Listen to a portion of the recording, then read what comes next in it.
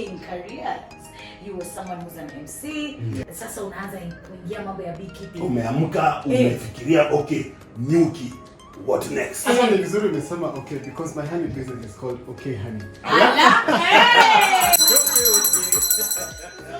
We've toured 12 counties and the average age of a farmer in Kenya is about 60 years. What? And the reality is we all have to eat. Yes, that is true. We all must eat. I don't think there's anything within agribusiness that is as profitable as beekeeping. If you install one hive, what we call like say a Langstroth hive, it's a type of a hive, that one will give you about 10 kilos. Oh. And for 10 kilos, if you're selling to the final consumer, that's about 10,000. If you're selling at 1,000 shillings. And that hive, if I include a metal stand, you'll probably buy at about maybe 9,000. So you see, with the first harvest, you have recouped your investment. Now, here's the interesting thing about bees.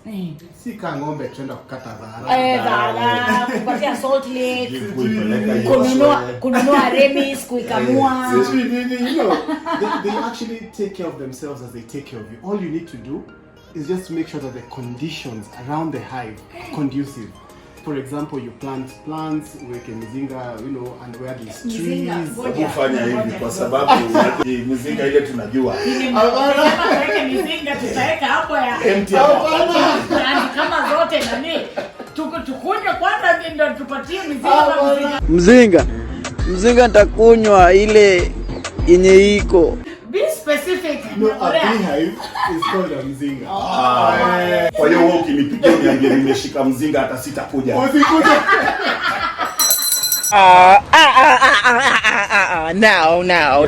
So the thing with beekeeping is that we base our projections on honey, but honey is the cheapest of all bee products. So there's other things like what we call propolis. I won't go into details, but it's one of the best immunity boosters. So one of the things that the bees make, aside from honey, is what we call propolis. They use it as like plaster in the hive. Right. Yeah. The other thing is bee venom. It's very, very expensive. At the moment, about 4,000 shillings a gram. Don't get into beekeeping to go straight into venom. You have to learn.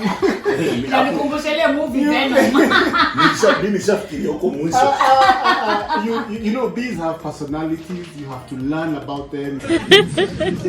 You're being funny. How they behave. You have to learn about the art of beekeeping first. Learn about the different types of bees in the hive, what they do. Learn about the plants around the hive. So there's a lot. So there's a lot of money to be made in agriculture and beekeeping. Okay. We went to Nakuru and we were with a farmer who's doing herbs, and she's currently only meeting 4% of demand. Ngoja.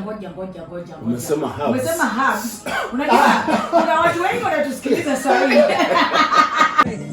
Yes, how the fuck did he survive on the top of the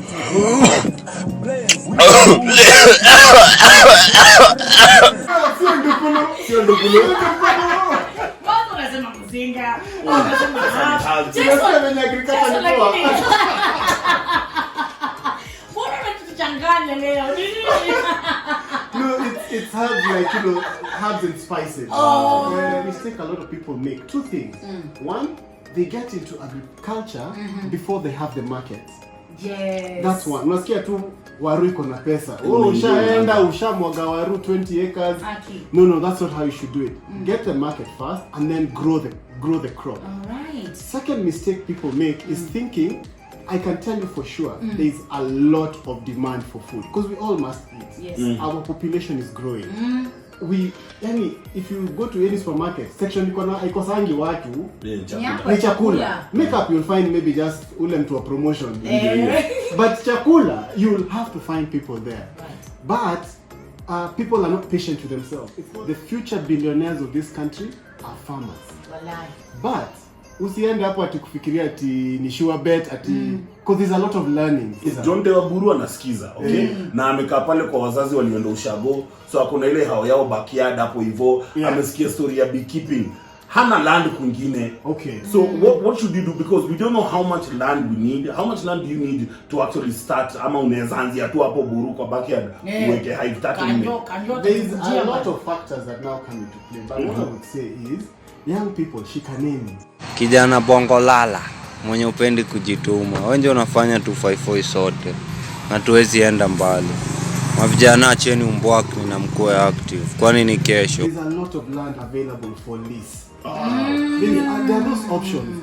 But shida ni, you want to grow on your own, me I grow by myself. Mkishikana as a group, one, if you're a registered group, you have access to credit. Right. Two, you hold each other accountable. Agri-business is hard work. Shikaneni. Literally mnaweza shikana mchangie mzinga. Exactly.